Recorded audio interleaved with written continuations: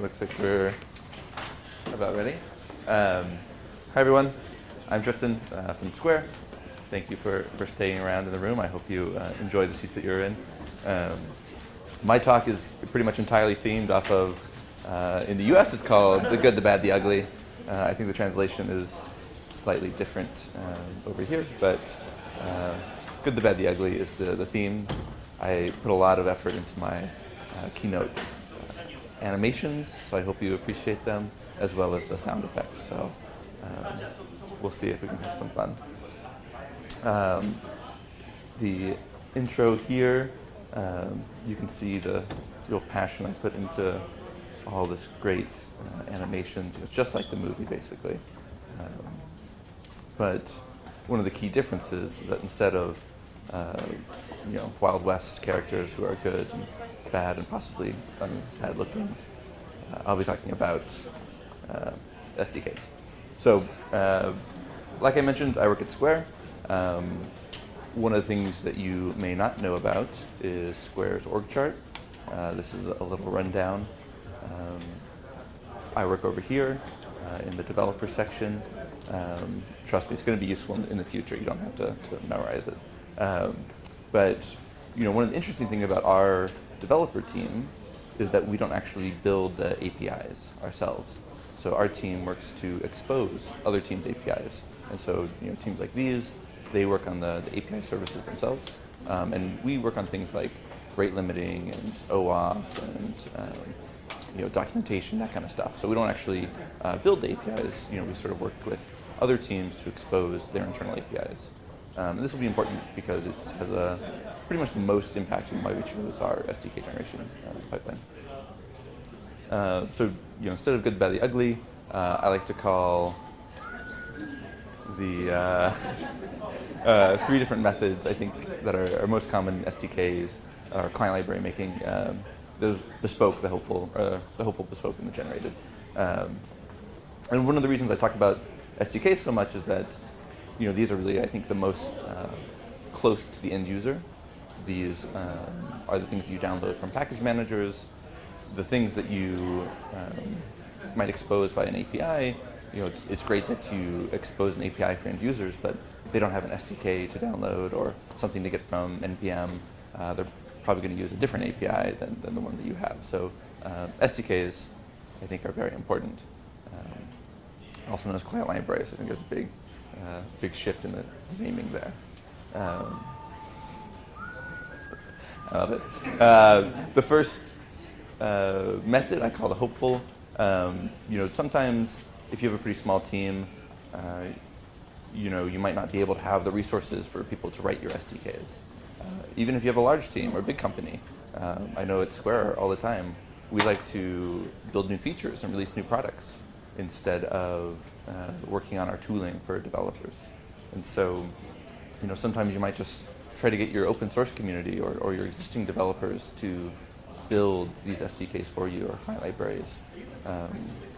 Usually, I think that doesn't work out very well. You have people who build 60% of an SDK that meets their needs, that has the endpoints that they use day to day, and they publish it, and then doesn't meet the needs of the next person that comes down the road. And so they build another one that's 60% complete, and so you end up with a wide variety of half-finished and incomplete and different standards all over the place. You can do this a lot better. There are some companies who work on creating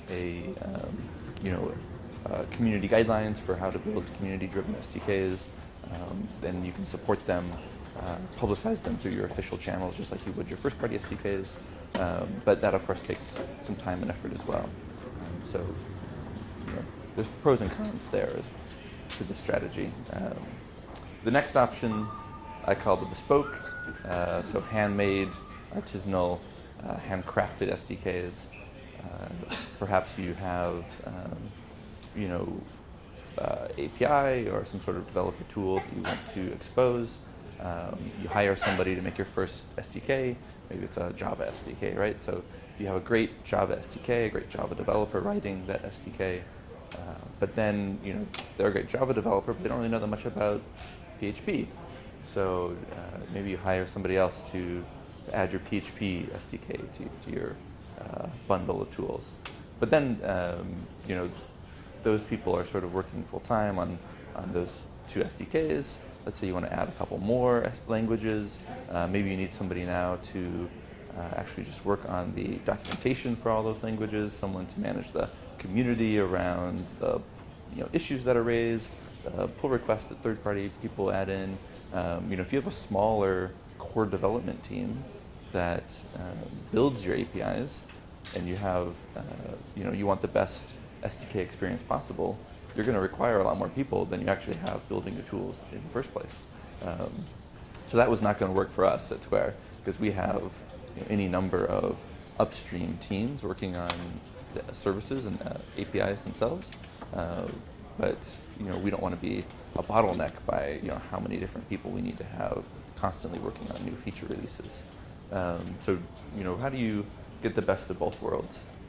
The method that we really dove into here was what we call SDK generation, and basically it starts with a specification file, and you can see ours in its entirety, all 4,000 lines, just right here. Basically, this is a JSON file for us. It can be other formats as well, but it's a JSON file that describes your API. It has all the endpoints, all the different models that you might get back out. We use the Open API spec. There are other specs as well, including RAML or API Blueprint. Our tooling is really built around the Open API spec, and there's some other tools out there built for that ecosystem that we use pretty heavily that we'll talk about in a second. This is just an example of what some of the spec looks like. There's some metadata here at the top. You can see that, where do you go if you want to ask for help? What's the terms of service? That kind of stuff you can see sort of in the specification file. And then this is an example of what one of our endpoints looks like. So here's the employee's endpoint, basically. You can see it has a tag, like a metadata. You can write the description for it. You can show what kind of information you need to send it. So you can see up here it's a post request, and then you need to send it a employee object. You can use that to sort of describe all the different endpoints there. And you can also add some more stuff, like what kind of authorization do you need for the endpoint, and even things like your external documentation, or what kind of responses you get back, what kind of error codes you might expect. The nice thing about writing all these things into the specification is that now that you have them all in the same place, whenever you make your SDKs or your documentation or any other things that you power from the specification file, you have sort of a source of truth. And so that's a big thing for us, is not wanting a bunch of different incorrect versions of our API specification floating around. We're going to have one source of truth that sort of defines all of our endpoints and models and things like that. So we actually published the specification online. You can see it on GitHub in a specialized repo sort of with our API specification. And then we also have a bunch of repos that handle each of our specific languages SDKs. So right now we have 5 first-party SDKs, working on some more for various reasons. We don't have them released right now. But if we go back to the Square org chart, which I know we were all very excited about in the beginning, like I mentioned, we don't actually make these APIs. And we don't build the services that power them. We actually rely on the other teams to build their services, and then we utilize the sort of service-to-service communication protocols that we use internally. So we use protocol buffers to define the contract between our internal service-to-service communication. And so each of these protofiles sort of define how that service communicates to each other. And we actually use that in our specification generation pipeline as well. So the protos that we get, we have a tool that converts them basically just into our specification file. It adds some more of that metadata, like the where's our terms of service. It also adds things like our example requests and our documentation that you wouldn't usually find in a proto. So we have these different teams that work on the proto files, and then we have a tool that converts them into specification. But the great part about that is that if one of our upstream teams, like the employees team, decides like, oh, we're going to release a new endpoint, or we think employees should have, 6 names instead of just 3, they can update their proto file, and then we just run this tool, and it sort of automatically pushes the changes through to our specification. Then the real star of our show is a tool called Swagger Code Gen. This is an open source project that basically takes your specification file and turns them into client libraries or SDKs. And so there's a couple components into that. One is our specification file, like I talked about. The next is a series of templates. And so these are, if you can imagine a client library, you strip out all of the pertinent details, just leave the shells there. That's basically the templates they have. They're written for each language. You can customize them if you want. There's different options for how you want to generate them. But basically a series of templates that you fill in with your specification. And then there's some configuration files as well. This has things like what's our Ruby gem name, what versions are we on, what kind of language-specific options we might have, whether or not we're going to use JSON for Java, for example. And those pop out a client library. And so for us, we pop out 5 different client libraries from PHP, Ruby, Java. And so, this was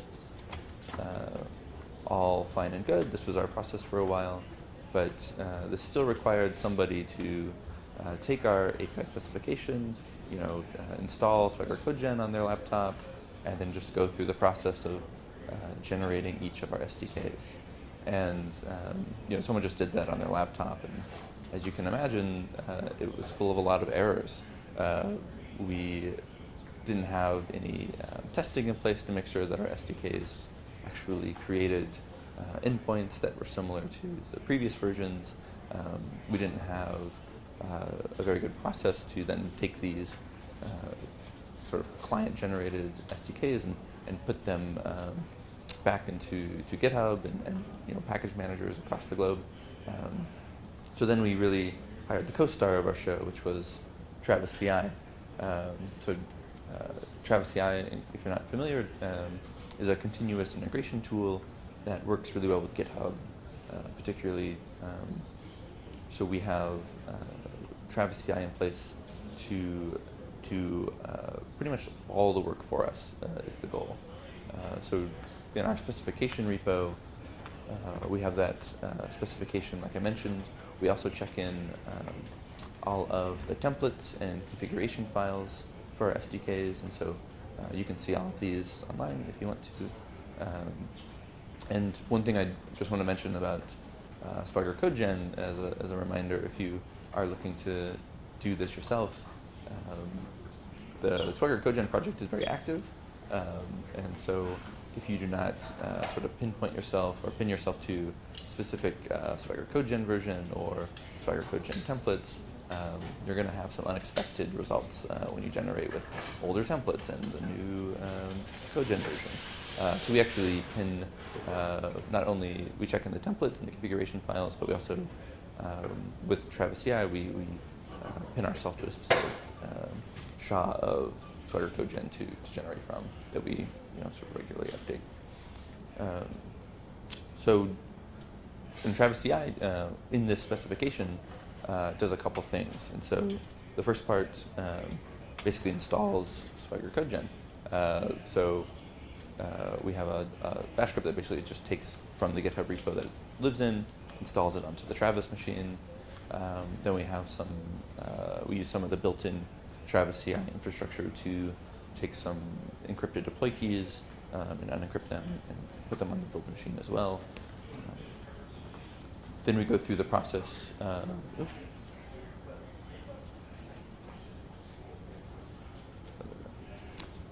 Then we go through the process of actually generating the SDKs. And this is actually a pretty simple bash script where we just go through each language that we have, provide our specification file, give it the language-specific configuration file, tell it what language to generate in, give it the templates, and then tell it where to generate the SDKs to. And so after we generate all these SDKs, we then use those deploy keys that we had encrypted and then push them to each of those different GitHub repos. And so Travis CI is installing Swagger CodeGen, taking the specification file and the templates, generating all those SDKs, and then pushing them to all the individual repos that we have for our SDKs. And then, this is sort of an automatic change. And so one of the cool things that this generation pipeline has given us is that, previously when we were sort of generating on someone's computer or sort of doing it by hand, if we wanted to make a change to the templates or if we made an update to our specification file where, maybe we released a new endpoint or updated some of our documentation inside the SDKs, you would see that you would have no idea how that would sort of impact the end result. So now with Travis, whenever we make a pull request to the specification repo, Travis CI will build all the SDKs, make another pull request for all those individual SDK repos, and then you can see that the changes you make might have some unintended consequences, or you can see exactly how it looks like in the SDK code itself. So it's very helpful, comparing two diffs between generated SDKs as opposed to looking at a template file and a specification and trying to imagine what the end result's going to be. So that's been very useful in our workflow. We also have some more, like I mentioned, it opens up the different pull requests, but we have a checklist basically of how to then take these generated SDKs, test them, and of course merge them into the master branches. So I think you can find a workflow that works best with your team, depending on the amount of updates you expect to have and languages you want to support. For us, really, we wanted to optimize around not becoming a bottleneck for upstream teams. We didn't want to have any problems when a team came to us and wanted to release a new endpoint or wanted to change their documentation. One of the cool things about the API specification is that we actually generate the documentation from our website from that as well. So if you go to our API reference, you can see that all of the descriptions you find in the SDKs, all of the links you find there are also in our actual API reference. And so that one specification file is, like I mentioned, the source of truth for so many different aspects of the developer experience. We also use it to generate our Postman collection. There's a couple other tools that are built around the OpenAPI specification, or at least can use the OpenAPI specification. And so the tooling there is pretty well developed, which has been great. We also use Travis CI to run tests on each of the SDKs after we sort of merge them into master. So we have this process where we can make a change to our specification, see how those actually affect the templates, and then run tests on, or affect the generated SDKs, and run tests on those SDKs to make sure that, our biggest thing is we don't want to accidentally update an SDK and oh, now this is a breaking change to all your code. We were bitten by that once before with this infrastructure before we started pinning templates and things like that. And so we really try to optimize for the amount of automatic testing we can do so that we don't accidentally release any sort of change for end users or broken code, basically. So yeah, that's pretty much it for the talk. I'd love to answer any questions if you have them about API generation or specification generation? Yeah.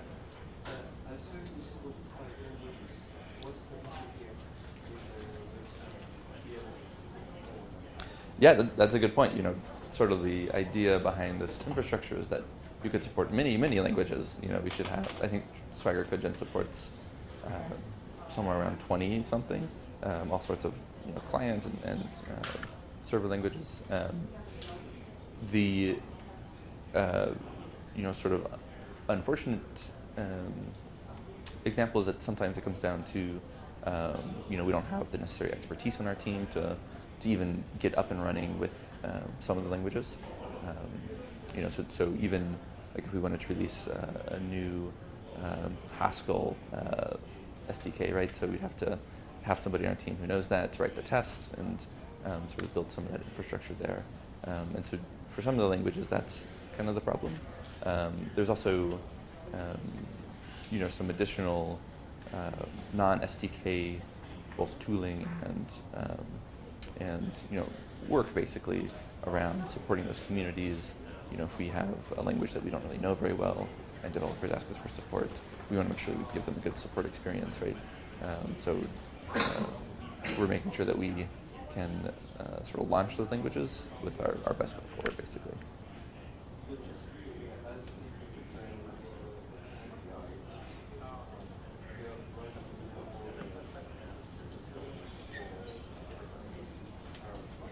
Mm-hmm.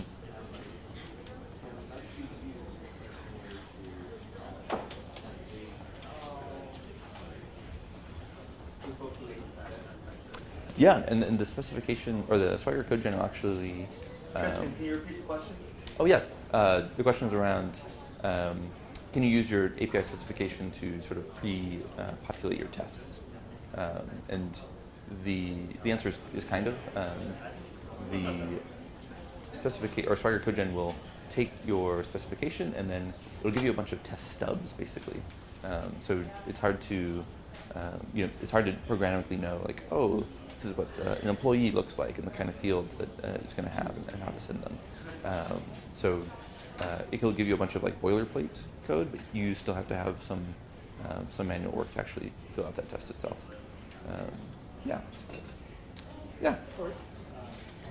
Yeah, cool. With the chart that you showed us on the Square, Oh yeah. Are they all sort of independent, or are there any cross dependencies you can relate against the various? Oh yeah, definitely. I mean, there's, you can imagine, Square, someone makes a transaction and they want to attach a customer to it. Those are a couple different teams right there. The good thing is that usually those things are figured out by the time they want to expose those externally. And so, if we're releasing some sort of new functionality with payments and some other team, right, there's a lot of testing that goes on to make sure that everything's working before it comes to the point of, oh, now we're going to release a new feature to our developers that involves, attaching employees to transactions or something, right? So, all the internal protos are sort of checked through before you can make the decision to actually expose those externally. So it's not like a totally automatic process where everything that we make gets exposed. There's a check there as well. So these same processes should not necessarily be used internally for different departmental teams to consume each other's tests. Oh yeah, we just use protos internally. So this is just to sort of release our JSON externally. Any other questions, or I can let you all go? Cool. Well, thank you so much for having me.